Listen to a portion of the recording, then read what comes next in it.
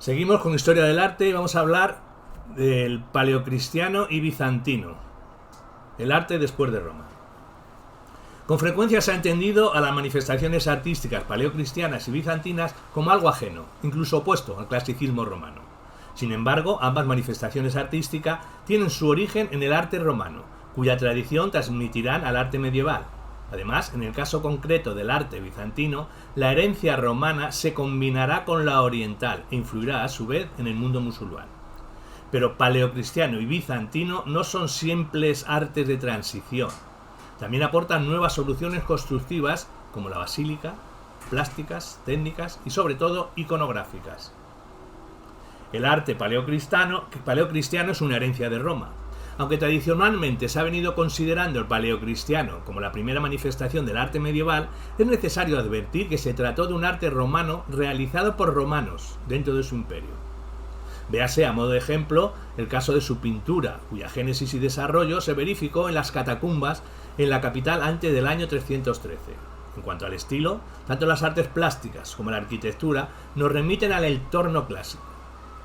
Su pintura constituye sin duda una burda degradación del ideal grecorromano, ejecutada por toscos autores, sin cualificación artística, cuyo único objetivo era testimoniar los símbolos iniciáticos de la nueva religión, aunque sin olvidar el sustrato romano.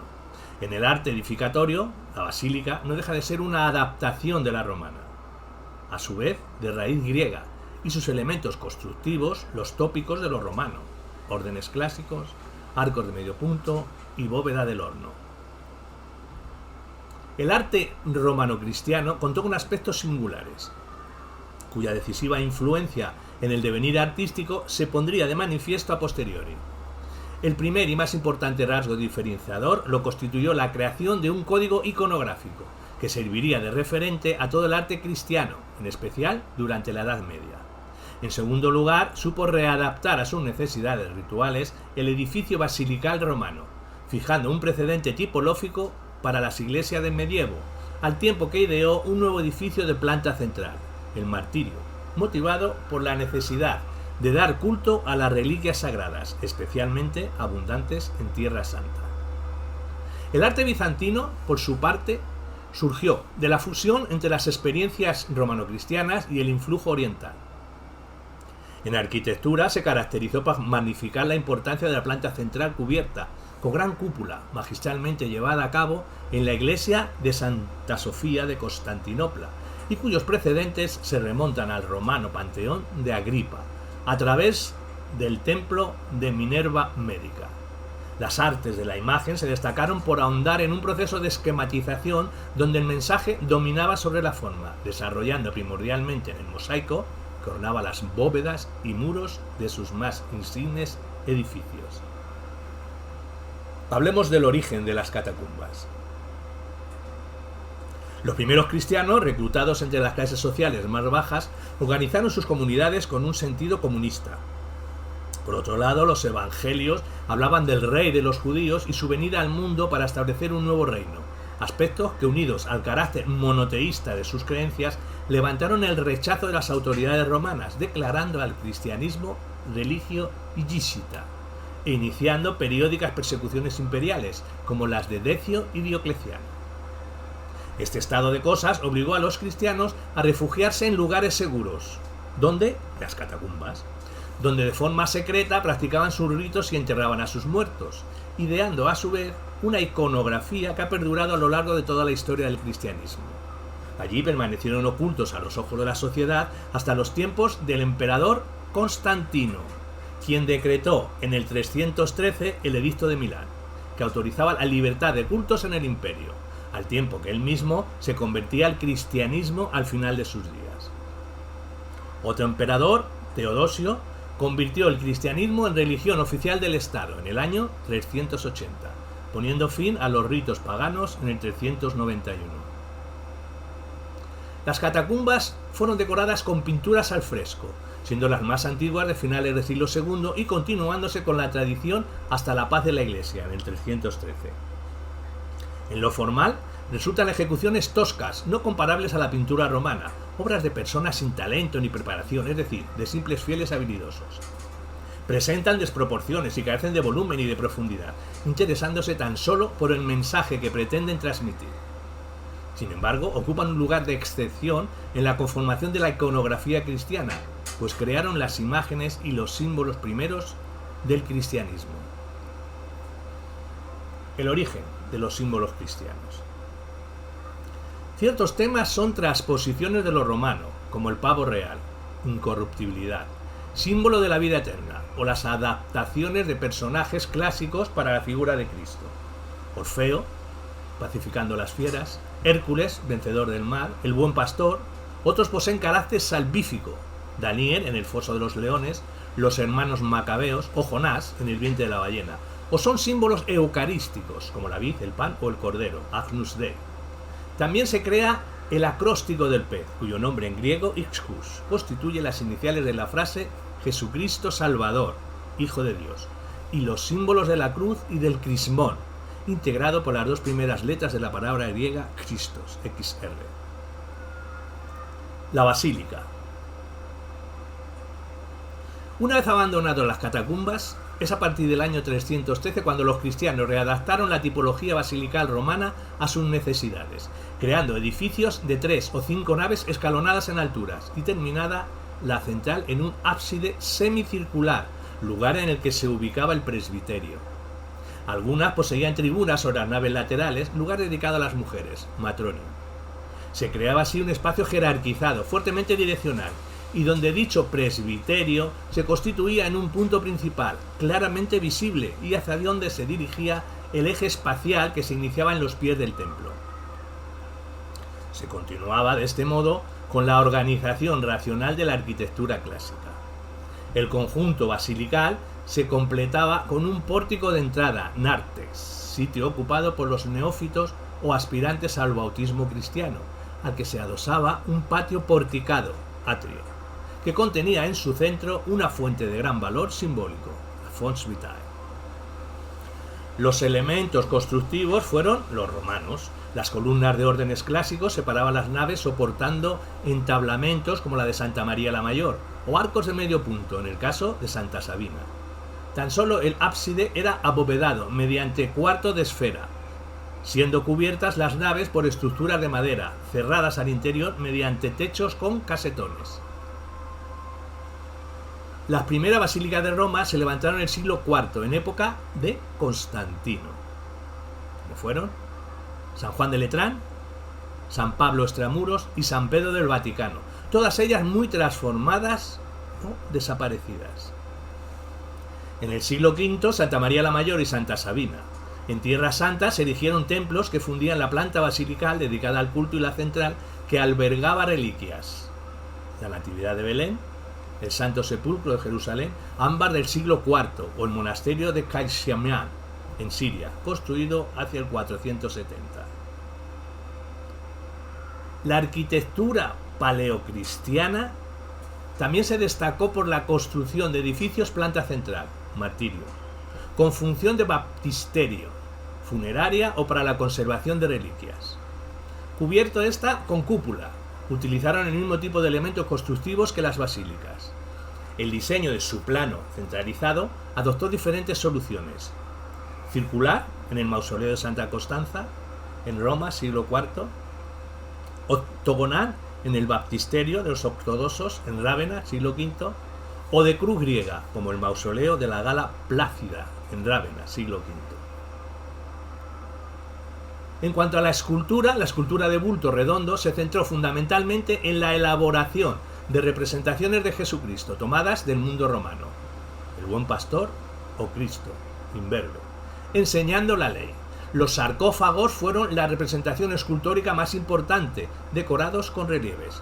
Suponen una transposición de los dos tipos romanos de gran difusión, con escenas continuas y con enmarque arquitectónico o escenas separadas por un entablamentos y columnas, sustituyendo los temas mitológicos por fragmentos del Antiguo y Nuevo Testamento. Se continuó un tratamiento formal propio de la estética romana, de figuras un tanto desproporcionadas, achaparradas y con tendencia al expresionismo gestual. Máximo representante de este nuevo estilo fueron el sarcófago de Inius Bassus, con enmarque arquitectónico, y el sarcófago dogmático, con 2 pisos de cenas continuas, ambas del siglo IV. En cuanto al mosaico paleocristiano, se basó en las técnicas romanas, pero variando el lugar de ubicación, ahora en los muros y bóvedas. Los contenidos, al igual que en las demás manifestaciones, recreaban temas cristianos. Destacan los conjuntos conservados en Roma, en Santa María la Mayor, y el mausoleo de Santa Costanza, en Rávena, en el baptisterio de los ortodoxos y en el mausoleo de Gala Plácida.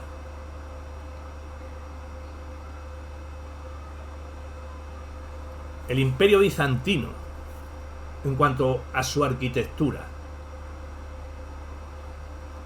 El Imperio Bizantino fue el continuador del Imperio Romano en Oriente, tras su división por Teodosio en el año 395. Su capital, Constantinopla, ya desde tiempos de su fundador, Constantino, se había visto engalanada como una nueva Roma, con numerosas construcciones, murallas, foro, Capitolio, Senado, hipódromos, acueductos, etc. Sus dominios, por otra parte, abarcaban desde Grecia peninsular hasta el norte de África, incluyendo los territorios de Tierra Santa. Dichas circunstancias explican la formación de su arquitectura en torno a la fusión de influjos tanto occidentales como orientales. El periodo de formación de la arquitectura bizantina, la Primera Edad de Oro, se desarrolló durante el Imperio de Justiniano, en el siglo VI. El diseño de la iglesia de San Sergio y San Baco de Constantinopla, en 545, se basa sin duda en los edificios de martiriales de Tierra Santa, de planta central, con deambulatorio, pero también en la tradición cupulada clásica que arranca del Panteón y se perfecciona en el templo de Minerva Médica, con el añadido de exedras laterales que contrarrestan el empuje de la cúpula central. La obra cumbre de la arquitectura bizantina es Santa Sofía de Constantinopla, 532-537, ideada y construida por los arquitectos Antemio de Tralles e Isidoro de Mileto.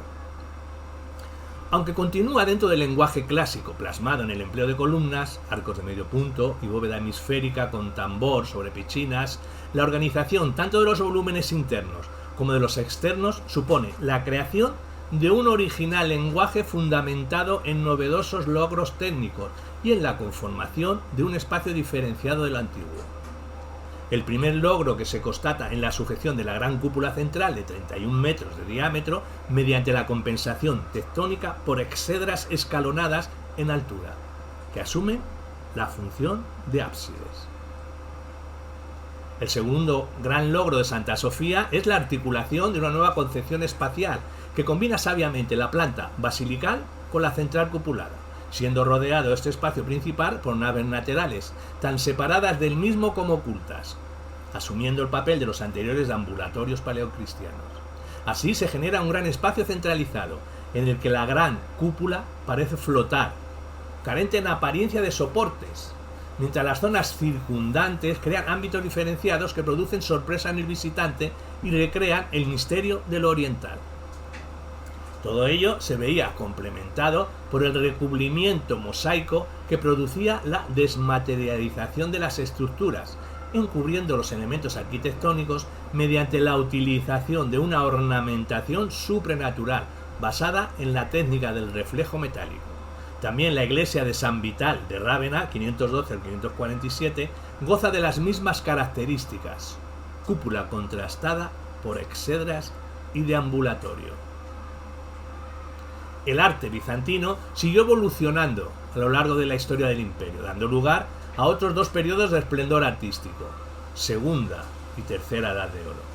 La Segunda Edad de Oro se extendió entre el siglo XI al XIII, destacando entre sus creaciones San Marcos de Venecia, 1063-1095, la Catedral de San Basilio de Moscú, 1555-1560, y fue uno de los principales edificios de la Tercera Edad de Oro, siglo XIII y XVI. En cuanto a los iconos, el icono bizantino, es decir, la representación de imágenes sagradas, alcanzó una popularidad que se fue generalizando hasta el punto de alcanzar influencia social, que estuvo en el origen de la propia crisis iconoclasta. Iconos eran todas las imágenes sagradas fuera cual fuese su material, se tratara de marfiles, mosaicos, tallas o pinturas, aunque con el tiempo se identificaron especialmente con las representaciones hechas en tabla.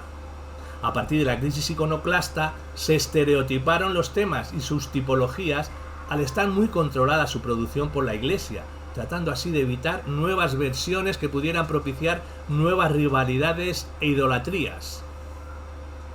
De esta forma, el icono bizantino, especialmente el posiconoclasta, codifica estrictamente la iconografía oficial, así como su estética. De este modo se generalizan imágenes como la del Virgen de la Actitud, Theotokos, Madre de Dios. Se precisa también la imagen de Cristo como Pantocrátor, como Cristo Padre, aunque también será muy habitual la imagen de Cristo crucificado, pero con una elegancia formal que lo dignifica en su sufrimiento. Igualmente frecuentes serán las imágenes de santos y todo tipo de advocaciones locales. Estéticamente, el icono bizantino se identifica por la propia formulación de otras manifestaciones plásticas, como el mosaico. Prevalecen, por tanto, las imágenes estilizadas y elegantes, propias de un arte elitista y refinado como lo es el bizantino, pero además con una tendencia a la simbolización idealista propia de un arte eminentemente religioso. Ello lleva consigo una tendencia a la rigidez y al ideatismo de las figuras, muy esquematizadas en sus anatomías, fuertemente expresivas y proclives a estimular en el espectador la piedad y la devoción. Hablemos del mosaico. El mosaico bizantino, tal vez una de sus manifestaciones más conocidas, es heredado del paleocristiano y se orienta, por tanto, a la decoración de muros. Su papel es además fundamental como elemento de transmisión del simbolismo de la luz como reflejo, como centella de Dios. Pero tampoco es ajeno su simbolismo propagandístico, porque su riqueza es asimismo signo del poder imperial y resulta por ello un componente más del cesaropapismo bizantino. Su solución plástica conserva esa tendencia idealizante del arte de la época, muy vinculada a su contenido religioso y por tanto espiritual, que es precisamente lo que se trata de representar, justamente lo que no es posible materializar de forma realista.